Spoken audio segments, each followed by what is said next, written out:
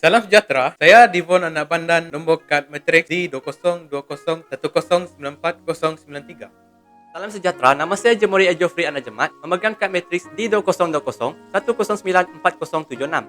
Selamat sejahtera saya ucapkan kepada semua. Nama saya Elizabeth Fransupen. Nomor matrik saya adalah D202010144086. Nama saya Monelin Simon dengan nomor metrik di 202010144172.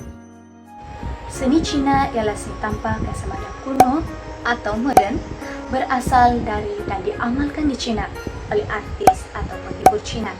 Seni zaman batu awal berasal sehingga 10.000 sebelum Masih awalnya. Sebahagian besarnya terdiri daripada tembikar dan arca ringkas. Zaman awal ini diikuti oleh satu siri dinasti berseni. Kebanyakannya bertahan beberapa ratus tahun lamanya. Seni Cina di Republik Cina, di Taiwan, dan oleh orang Cina seberang laut juga boleh dianggap sebahagian daripada seni Cina, di mana ia berdasarkan atau mengambil sumber warisan Cina dan kebudayaan Cina.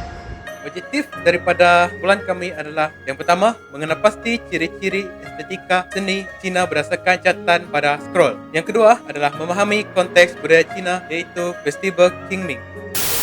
Biodata pengkarya. Zhang Zedong dilahirkan di wilayah Shandong. Dia belajar melukis di Tianjin dan kemudian bekerja sebagai pelukis pengadilan untuk dinasti Song di bahagian utara. Beliau telah meninggal dunia pada tahun 1145. Beliau merupakan kaum bangsawan pada masa lalu dan beliau tidak memberikan nilai yang tinggi untuk karyanya. Oleh sebab itu, hanya sedikit yang diketahui mengenai kehidupan pelukis Zhang Zedong.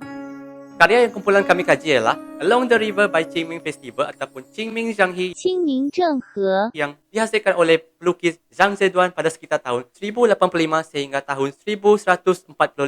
Media yang digunakan untuk menghasilkan karya ini ialah ink hitam, scroll kain sutra dan pewarna sutra. Saiz karya ini ialah 11 meter panjang dan 37 cm lebar, di mana karya ini ialah sangat panjang.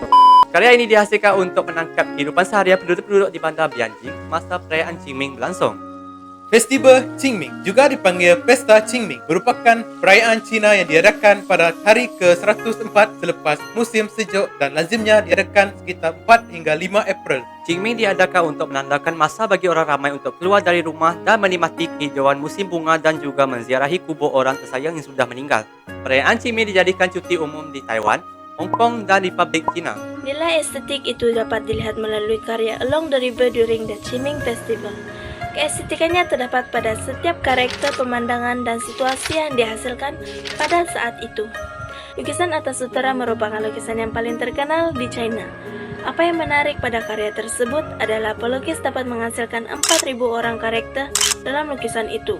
Sememangnya memerlukan pemeriksaan yang sangat teliti agar dapat menghargai lukisan itu. Keseluruhan karya agung ini mengungkapkan gaya hidup masyarakat China pada masa dahulu. Dapat dilihat juga penjual yang sedang berniaga di sepanjang jembatan besar yang dipanggil sebagai Jembatan Pelangi atau Jembatan Shangtu. Suasana saat itu dimeriahkan lagi oleh masyarakat yang membeli bala pada saat itu. Oleh karena itu, karya ini sangatlah diagungkan oleh masyarakat tempatan dan juga masyarakat orang luar. Karya ini sangat terkenal karena hasil lukisannya secara geometri. Oleh itu, kemasyhuran itu menyebabkan orang ramai memanggil karya ini sebagai China Mona Lisa. Pada pendapat saya, karya ini sangatlah menyerlakan keestetikannya itu. Oleh itu, seharusnya pelukis zaman sekarang lebih menghargai lukisan ini agar dapat menghasilkan lukisan seagung ini. Kesimpulannya, karya Along the River during the Qingming Festival merupakan karya yang mempunyai nilai amat tinggi, termasuklah dalam nilai estetiknya. Karya ini bagi versi 1737 dengan panjang yang asli yaitu 11 meter dan lebar 37 cm dan merangkumi lebih daripada 4.000 orang, memberikan gambaran yang menarik tentang kehidupan seharian orang-orang. Pokok karya ialah merayakan semangat perayaan dan keributan duniawi di Festival Qingming daripada aspek upacara percutian tradisional Cina yang dikenali sebagai Tomb Sweeping Day, seperti menyapu kubur, doa, dan menyembah nenek moyang. Lukisan itu terkenal karena gambar perahu, jembatan, kedai, dan pemandangan yang tepat secara geometrik.